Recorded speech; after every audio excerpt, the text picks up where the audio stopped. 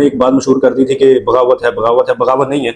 जब भी आप किसी मुल्क के ऊपर, खिते के ऊपर, स्टेट के ऊपर कब्जा करते हो तो अवाम का राइट होता है कि आपको मुल्क से बाहर भगा देना। तो ये कोशिश की थी मुसलमानों ने मिलकर। तो मुसलमानों की जुर्रत को सलाम है कि उस टाइम इन्होंने कदम उठाया।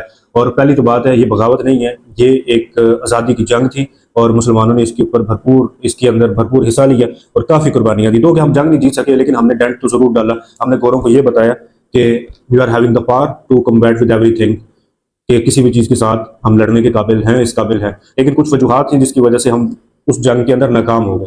वॉर ऑफ इंडिपेंडेंस है, ये क्यों स्टार्ट होती है, उसकी कुछ वजूहात हैं। और ये इतना इंपॉर्टेंट डॉक्यूमेंट था कि ये वॉर ऑफ इंडिपेंडेंस जो है, इससे पहले तक, ये वॉर ऑफ इंडिपेंडेंस जो है, इससे पहले तक क्या होता है कि पूरी बरसगीर के ऊपर मुसलमानों की हुकूमत होती है और कुछ ऐसे इश्यूज हो जाते हैं जो कि मैंने पहले वीडियो के अंदर आपको इनडायरेक्टली बताए हैं कि क्या करतूत थे वहाँ के बादशाहों के। बादशाह सलामत क्या क्या करतूत करते थे जिसकी वजह से ये प्रॉब्लम हुई। तो अब कुछ रीजंस हैं जिसकी वजह से वॉर ऑफ इंडिपेंडेंस जो है वो स्टार्ट होती है। पहले नंबर के ऊपर ये है कि इसकी सबसे बड़ी वजह यह है कि फौज के अंदर रिवॉल्ट होती है और उसकी जो वजूहात है वो मैं आपको आगे चल के बताता हूँ। इसके साथ साथ कुछ रिलीजियस फैक्टर्स होते हैं और कुछ पॉलिटिकल फैक्टर्स होते हैं जिसकी वजह से वॉर ऑफ इंडिपेंडेंस जो है वो स्टार्ट होती है। स्टेट्स के मैटर्स हैं, स्टेट का इल्हाक होता है और ये रीजंस बनती हैं वॉर ऑफ इंडिपेंडेंस की। यहाँ पे बड़े इंपॉर्टेंट है नाना साहब का किरदार जो है, उनका नाम जो है वो नाना साहब, और ये कैरेक्टर जो है ये भी वॉर ऑफ इंडिपेंडेंस की रीजन बनते हैं। इसके साथ साथ कुछ फाइनेंशियल क्राइसिस होते हैं, जो रीजंस होती हैं, ग्राउंड्स होती हैं, जो वॉर ऑफ इंडिपेंडेंस की वजह बनती है। 4 रीजंस हैं that causes war of independence in 1857। बरतानिया बेस्ड जो फौज है इंडिया के अंदर, इसके अंदर कुछ इस तरह की हरकतें होती हैं, इस तरह के मामलात होते हैं जिससे ये होता है कि फौज के अंदर बड़ा गम गुस्सा और नफरत पैदा होती है बरतानवी राज के लिए। डिस्पैरिटी होती है सैलरीज के अंदर। अंग्रेज जो ऑफिसर होते हैं, अंग्रेज जो सोल्जर होते हैं, उनकी जो सैलरी है वो ज़्यादा होती है और जो हिंदुस्तानी जो सोल्जर हैं उनकी जो तनख्वाह है वो बहुत कम होती है। इन दोनों के दरमियान बड़ा फ़र्क होता है। फौज के अंदर जो मेरिट था वो बिल्कुल नहीं था। फौज के अंदर मेरिट की एक ही रीज़न थी कि एक बंदा ब्रिटिशर है तो वो ऊपर, हिंदुस्तानी जो है वो नीचे। ब्रिटिशर थोड़ा सा कारनामा जंग के अंदर कर ले या आर्मी के अंदर को कारनामा दिखा दे तो उसको रैंक्स और तरक्कियां और रोशन है वो बहुत जल्दी होती थी और बहुत ज़्यादा होती थी। उसको मराद ज़्यादा मिलती थी, उसकी सैलरी ज़्यादा बढ़ जाती थी। और हिंदुस्तानी कुछ भी कर ले और इवन जान का नजराना भी दे दे तो हिंदुस्तानी को कुछ भी उसके रिवॉर्ड में नहीं मिलता था। ज़्यादा से ज़्यादा ये होता था कि अगर किसी ने कुछ ज़्यादा कारनामा सर अंजाम दिया हिंदुस्तानी फौज के अंदर रहते हुए हिंदुस्तानी ने, तो उसको पेंशन दे के रिटायर कर दिया जाता था। मजहबी फैक्टर्स ऐसे थे जिसकी वजह से क्या होता है कि हिंदुस्तान के अंदर बरतानिया का जो राज है और उसकी हुकूमत है उसके खिलाफ जो है वो एब्सोल्यूट एबहरेंस हो जाती है, एब्सोल्यूट नफरत हो जाती है। वो ये होता है कि मुसलमानों को ज़बरदस्ती ईसाइयत के अंदर कन्वर्ट किया जाता है। हिंदुस्तानी आर्मी फ्री होकर बैठती है तो वहाँ पे पादरियों को भेजा जाता है ईसाइयत की तबलीग करने के लिए। इसलिए बनी कि जिससे 1857 की जंग जो है वो स्टार्ट हुई। इसके साथ साथ क्योंकि अंग्रेज़ों ने जो है हिंदुस्तान का कंट्रोल जो है, हिंदुस्तान की जो बादशाहत है वो छीनी थी मुसलमानों से, तो उनका बिल्कुल और उनका 100% ये एम और मिशन था कि किसी भी सूरत मुसलमानों को दोबारा उठने नहीं देना। मुसलमानों के जितने भी मुगलिया सल्तनत के जो बाकियात हैं उनको भी ख़त्म करना है। इवन के जो गवर्नर्स का ख़त लिखने का जो स्टाइल है वो बदला गया। चाउद का जो खिताब जो था वो उनको ना इस्तेमाल करने के ऊपर जो है वो कहा गया कि आप इसको इस्तेमाल नहीं कर सकते। के अंदर जब कंपनी का बिल्कुल कंट्रोल हो जाता है तो वो जो बादशाह की जो रस्मी और जो सेरेमोनियल किस्म की प्रोटोकॉल होता है वो भी वो आहिस्ता आहिस्ता ख़त्म करने लगे।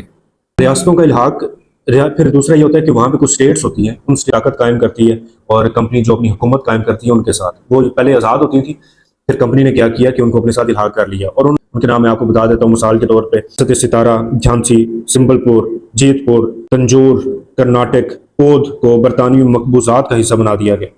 और ये सारा अमल इसलिए किया गया कि कोई भी अब कंपनी के मुकाबले में कोई रियासत न खड़ी हो जाए जो इनका मुकाबला करे और इनकी जड़ें जो हैं वो तोड़े। यहाँ पे नाना साहब कैरेक्टर का जिक्र करने लगा जो कि वो भी एक रीज़न बने 1857 की वॉर ऑफ इंडिपेंडेंस के अंदर। उस टाइम में एक बड़ी और वसी कौम बसती थी जिनका नाम था मरहट्टे। जो मरहट्टों का जो पेशवा था उसका नाम था बाजीराव।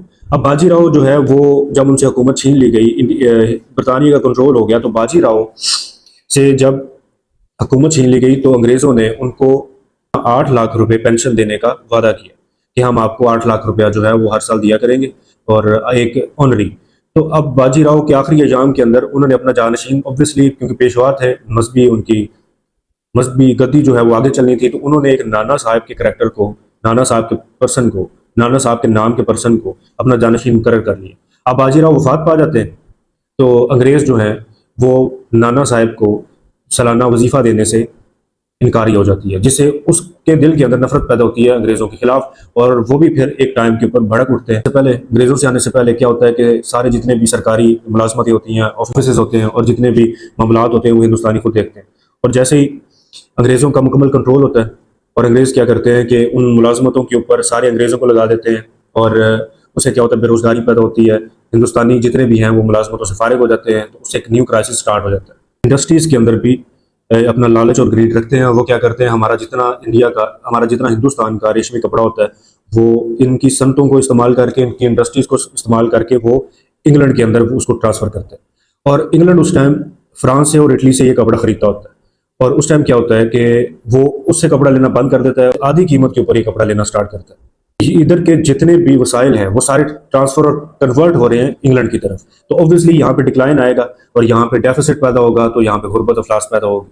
उस टाइम क्या होता है कि 1852 में एक इनफील्ड नेम की एक गन जो है वो अंग्रेज हिंदुस्तान के अंदर इंट्रोड्यूस करवाते हैं, और उसके अंदर जो बुलेट यूज होती है, जिसको कारतूस बोलते हैं उस टाइम, और एक खास किस्म का जो कारतूस होता है, उसको जो खोलना होता था, उसका जो ओपनर होता था वो मुंह के साथ होता था। Might be the rumours, might be the realities, might be myth और something like that. That was the reason कि जितनी भी ग्रीवेंसेस थी वो इकट्ठी होती हैं और सारा हिंदुस्तान इकट्ठा हो जाता है, और वो अंग्रेज़ों के खिलाफ जंग आज़ादी का ऐलान कर देता है, और वो जंग आज़ादी स्टार्ट हो